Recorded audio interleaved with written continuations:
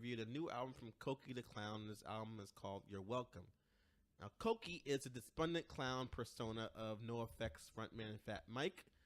And originally, the band released the EP Cokie the Clown back in 2009. And this introduced us to the psychotic children's entertainer who juggles 8 balls of cocaine and uses a squirting flower to spray a mixture of ecstasy and Special K into unsuspecting faces. Now, after almost 10 years, Fat Mike has decided to use this character to channel his inner demons and past experiences into this pretty dark and sometimes disturbing full-length album. And basically, this is a solo product using Cokie as a way to give the album some pizzazz. NoFX last album, First Ditch Effort, is considered the most personal record of their career. The album deals with Mike's relationship with his father, coping with the death of Tony Sly, his love of wearing women's clothing, and of course, drug use. And if you felt that wasn't personal enough, there's also the group's autobiography, The Hepatitis Bathtub, and Other Stories. Now, this tell-all book describes all 4 members' background, how they grew up, met, started NoFX, and it chronologizes their group journey from the drug-fueled, nihilistic setting of the 80s LA punk rock scene through their rise to minor fame and to their current lives now, wives and kids intact. Now, how many pages is that book, you might ask? I would say it's about like 400 pages, a little more. Good Lord. Like, punks don't like to read if they even read it at all. No problem. There's also an audiobook out as well, and to make it more interesting, the band members themselves read you their corresponding chapters. Also, they substitute any former member that didn't want to be a part of it with celebrities like Jarrell from the Dead Kennedys and Tommy Chong. How long is the audiobook, you might ask? I'd say it's about 12 hours. Man, 12 hours? I don't have that kind of time or attention span. That's why I listen to punk rock. Okay. So I honestly think that is why this 37-minute 10-track album exists. So a little warning for you out there. To those like myself who are familiar with the back catalog I mentioned or any diehard fans, this is not a NoFX album. It's not really even a punk album at all. You get Fat Mike's voice and his cynical lyrics, but musically, the backdrop is like, I want to say Baroque, kind of semi-art rock style, accompanied by dreary bass violins, somber piano keys, some acoustic guitars. It's like a funeral dirge, basically. Yeah. So let's start with the novice here, Caroline. What'd you think? Oh, man. I went through like a roller coaster of emotions with this album because I don't like the voice, but I also realized that it's a character. Is it? Or is that what that guy actually sounds like? Like I said, you get Fat Mike's voice on this album. So that's what he sounds like. That's what he sounds like. Okay, well then I'm going to factor that into what I'm about to say. Because I think everything about this album is really good. It's just, I'm distracted by his voice. I think that the narratives of the songs are good. They're depressing, of course. There's like violins coming through and like piano. I thought that was like really interesting and really pretty at times. I just didn't like his voice and I couldn't get past it. I'm going to say like most of the songs of this album actually are a specific topic, but the tracks that have more of a vague sentiment were in the middle. Song like Negative Real, where like Cokie is singing over like this old-timey like piano instrumentation that I can only describe as like stuff you hear from like a silent vaudeville film, like that kind of piano. And here he's like lamenting lyrics like, I'm an opposite, I'm a negative real, I don't understand how other people feel. His life experiences have made him like callous on the outside, so tragic. Then you get to like the next song, I think, or earlier song called Down with the Ship. And it has like this like thick violin and slow addition of like a tuba and strings that make you feel like you're like actually on like this like desolate like pirate ship sailing into like this dense cloud of fog. And I guess this one is about how he's like a selfish yet self-loathing man who lacks like camaraderie. Do you feel like these kind of songs are kind of like, or lyrics are kind of like, you know, corny So that's where I can think. Yeah, I didn't like Negative Real, I think, at all, because the first verse was about that, and the second verse was about like kinky sex and like BDSM, and I didn't understand how the two were like related. Maybe that's the only way he can get any feeling. Maybe, that's what I he meant. guess. Yeah. But I'm also sick of like artists being like, man, no one gets me. I'm so different. I'm just so like detached from the world around me, and that makes me interesting. Down with the Ship, I didn't mind. I thought it was nice. It was kind of like, I felt like I was like rocking on a boat and I could have fallen asleep, which like that's probably not the reaction they wanted or he wanted. But obviously the songs that were more f***ed up were more interesting and better. Okay, so let's get into those songs right now. There's 2 songs on this album that are pages ripped directly from the autobiography, and that's Swing and a Miss and That Time I Killed My Mom.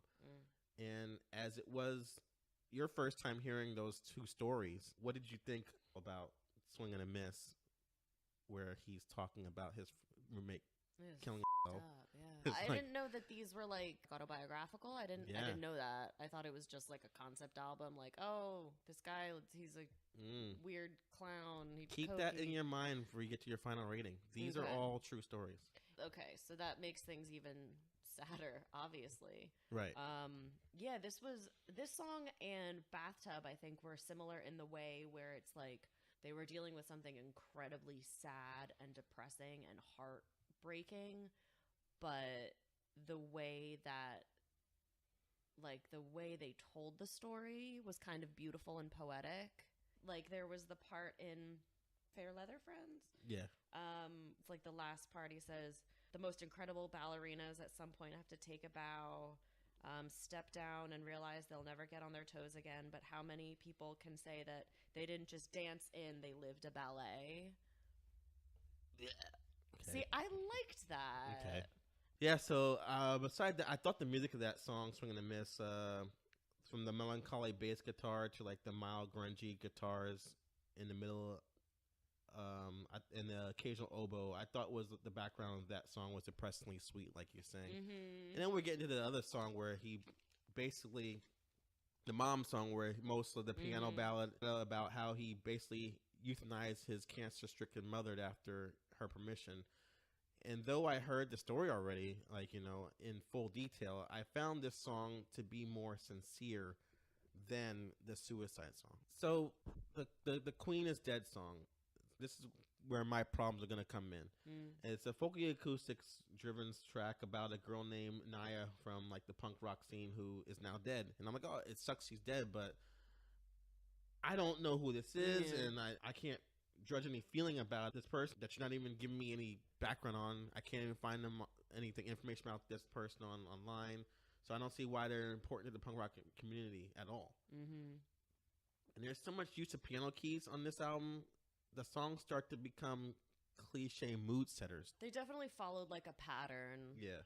With that. That was bothering me. Yeah, where like the first, minute or so or couple verses were like piano and the dude like trying to sing or talk or whatever he was doing. And then there's like some sort of like, not even a drop, but like then, there's drums or the violin comes in. So it was formulaic in that way. But I liked how well it was used, the piano on like Prearranged Marriage, I'll say. And I gathered this song is about how his previous wife of 18 years and a bit about like the dominatrix he married after that. And then I guess the wife number 1 didn't approve of his cross-dressing, bondage-loving ways, because he says like, I know I'm a hedonistic paradox in a dress, but why is it when I give so much, I got back so much less? I didn't like that song, just in general.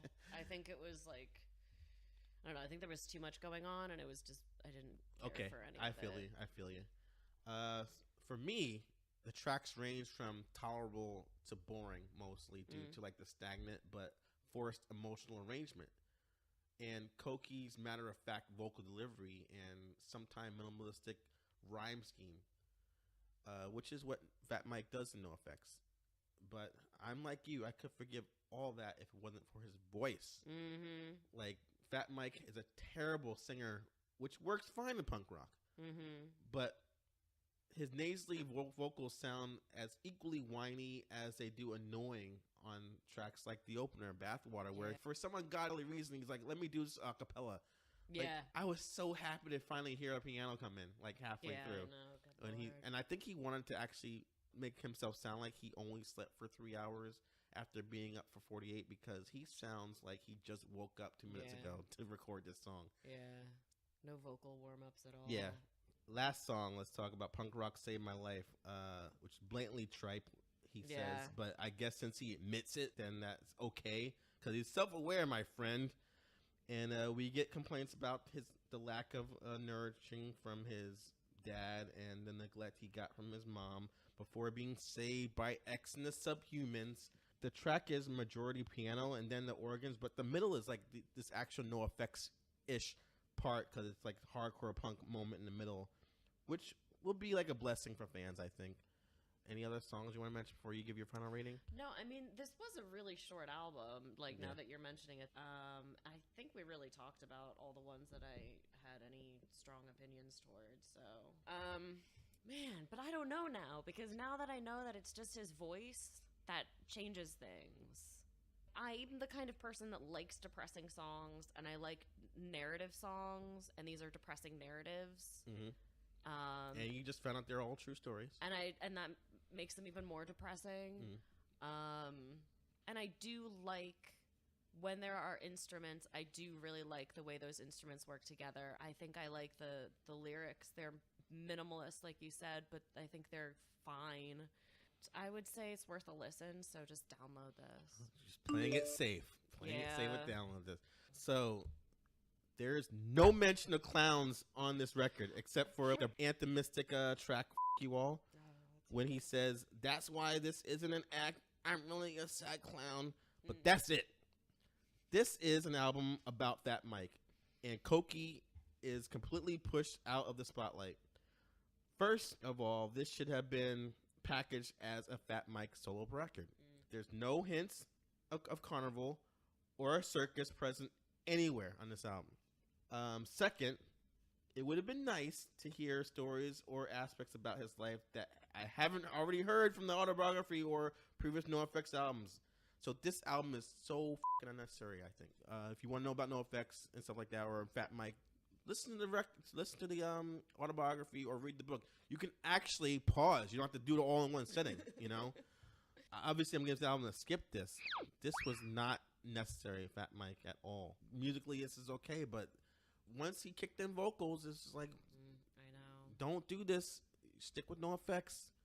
So, yeah, let us know in the comments what you think of the new Cokie the Clown album, the debut, if you liked it or hated it, and tell us what you would rate it as well. We appreciate your thoughts.